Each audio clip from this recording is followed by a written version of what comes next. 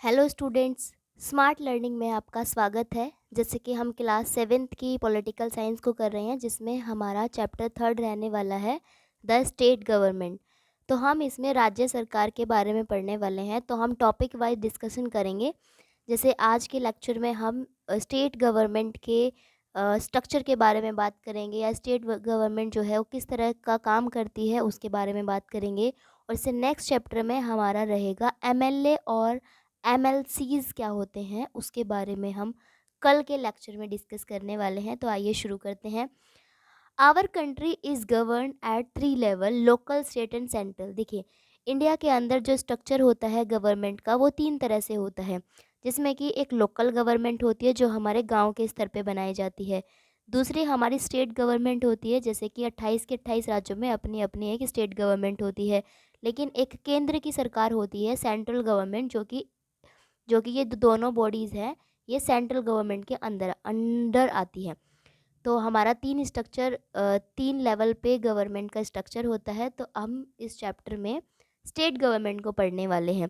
The government formed in a state are known as the state government. किसी राज्य में बनाई जाने वाली जो सरकार होती है उसी को हम राज्य सरकार कहते हैं। The power of a state government work only with in the boundary of the state.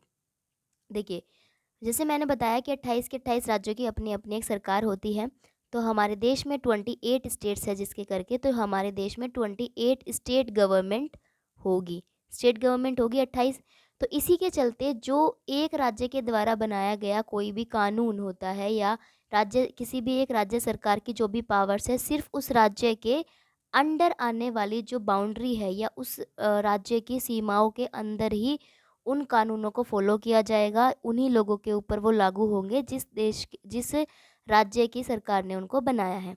बस इतना याद रखिएगा। तो आइए आगे देखते हैं। The state can make laws on the subject which are included in state list. और जो हमारी राज्य सरकार होती है वो किन सब्जेक्ट्स के ऊपर, किन विषयों के ऊपर कानून बना सकती है, जो कि स्टेट लिस्ट के अंदर आती है। ऐसे ही हमारा जो शेड्यूल 7 है, उसमें 3 लिस्ट के बारे में बात की जाती है। एक सेंट्रल लिस्ट, स्टेट लिस्ट और एक कॉन्करेंट लिस्ट। सेंट्रल लिस्ट क्या होती है, जिसपे सिर्फ केंद्र सरकार बना सकता है। स्टेट लिस्ट पे हर किसी भी राज्य की राज्य सरकार कानून बना सकती है। और कंकरेंट लिस्ट होती है जिसपे स्टेट और सेंट्रल दोनों कानून बना सकते हैं। लेकिन अगर एक सब्जेक्ट के ऊपर स्टेट और सेंट्रल दोनों कानून बनाते हैं तो सेंट्रल का जो कानून होता है वो माना जाता है। और जैसे कि फॉर एग्जांपल अगर देखें तो स्टेट लिस्ट में कौन कौन से सब्जेक्ट्स आते हैं, like police, agriculture, land revenue, fisheries and irrigation are the subjects of state list. Okay, तो अभी हम एक स्ट्रक्चर्स देख लेते हैं किस तरह का स्ट्रक्चर होता है। स्ट्रक्चर देखिए, the state legislature consist of either 1 और 2 हाउसेज। जो हमारी स्टेट लेजिस्लेचर मतलब विधायिका होती है, वो उसमें 2 हाउसेज होते हैं। मैं यहाँ पे बात करूँगी कि हमारे देश में सिर्फ 6 राज्य ऐसे हैं जिसमें कि दोनों हाउसेज होते हैं। बाकी जो बचे 22 स्टेट्स, उनमें सिर्फ 1 हाउस ही होता है। तो आगे देखती हूँ, उसके बारे में बताती हूँ मैं आपको। If there is only 1 house it is called unicameral legislature. मतलब देखिए, मैंने बोला कि सिर्फ 6 राज्यों में बाई कैमरल, जिसमें 2 हाउसेज होते हैं उसको बाई कैमरल लेजिस्लेचर बोलते हैं, और जिसमें 1 हाउस होता है उसको यूनिकैमरल मतलब कि एकल विधायिका बोला जाता है। And that house is known as the legislative assembly. और उसको लोअर हाउस बोलते हैं जिस भी राज्य में सिर्फ एक ही हाउस होता है।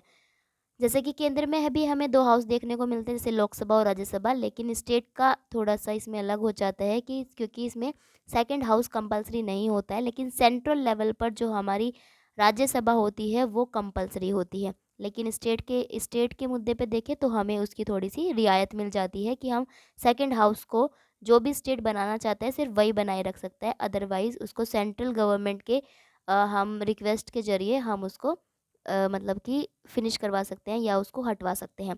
There are some states having the second house also. और कुछ राज्यों में हमें दोनों हाउस देखने को मिलते हैं। जैसे मैंने बताया कि 6 राज्यों में होते हैं दोनों houses. This is called the legislative council, और ये हमारा अपर हाउस होता है जो सेकंड हाउस होता है। State having 2 house in the state legislature are called bicameral legislature. और जिस स्टेट्स में दोनों हाउसेज होते हैं उनको बाई कैमरल लेजिस्लेचर कहा जाता है।